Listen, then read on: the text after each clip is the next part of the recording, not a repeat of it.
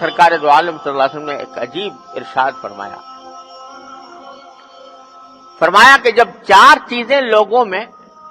تم دیکھو تو اس وقت تم اور لوگوں کی فکر چھوڑ کر اپنی فکر میں پڑ جاؤ، یعنی اپنی اصلاح کی فکر میں پڑ جاؤ۔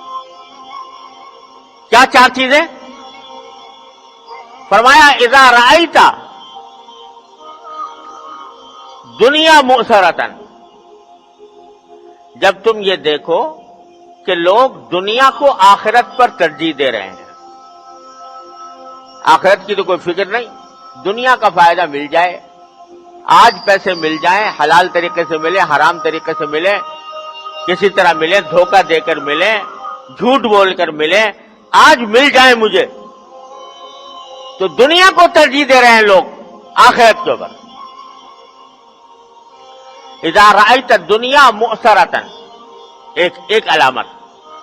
دوسری علامت یہ کہ وہوم متبعن، کہ لوگ اپنی نفسانی خواہشات کے پیچھے چل رہے ہیں، یعنی اپنا قائد بنایا ہوا ہے، امام بنایا ہوا ہے اپنی نفسانی خواہشات کو، جو جی میں آتا ہے کر گزرتے ہیں، یہ دیکھے بغیر کہ یہ فعل حلال ہے یا حرام ہے، جائز ہے یا ناجائز ہے، اس کے ذریعے میں دوسرے کو تکلیف پہنچا رہا ہوں یا راحت پہنچا رہا ہوں، بس میری خواہش یہ ہے کہ میں اپنی خواہش کی پیروی کروں، اس کے پیچھے چلوں، جس میں مزہ آئے، جس کام میں مجھے مزہ آئے وہ کام کروں، جس سے میرا فائدہ ہو، خود غرضی کی یہ ذہنیت پیدا ہو جائے، میرا فائدہ جس میں ہو وہ کام کروں، ہوا متبع۔ اور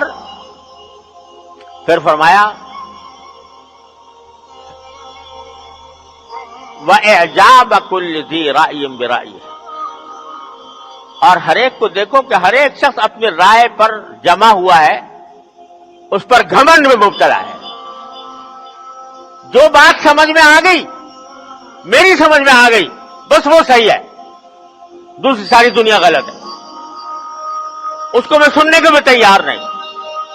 اور اس گھمنڈ میں مبتلا ہے کہ جو میری سمجھ میں آ گئی ہے بات، جو میری رائے ہے وہ سب کی رائے پر مقدم ہے، بس میں ہوں سب سے بڑا بقرات، کہ اس سے میری رائے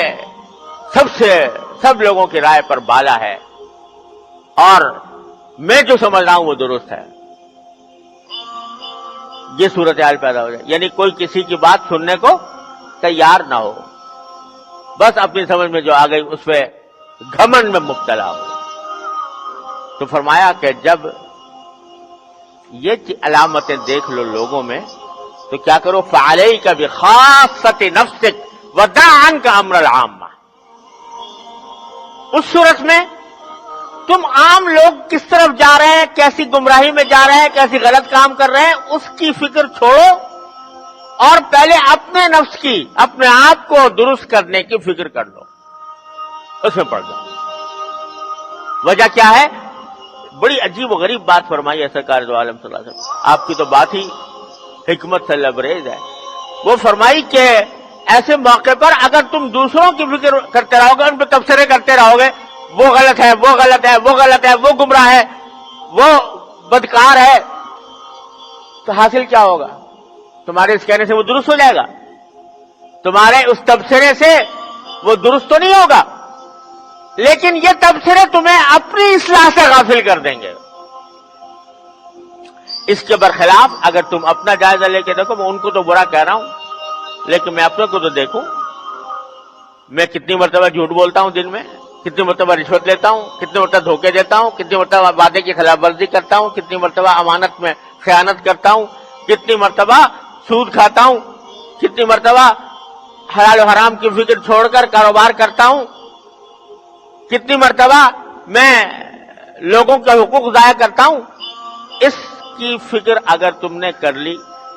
اور اپنی اصلاح کی فکر میں پڑ گئے اور تم نے اس کے ذریعے اصلاح اپنی کر لی تو کم از کم ایک آدمی تو درست ہو گیا۔ اور اللہ تعالیٰ کی سنت یہ ہے کہ چراغ سے چراغ جلتا ہے. اگر ایک آدمی درست ہو گیا انشاءاللہ وہ اپنے آس پاس کے لوگوں کو بھی روشنی دے گا, ان کے اندر بھی روشنی آئے گی, ان کے اندر بھی فکر پیدا ہوگی, وہ بھی درست ہوں گے.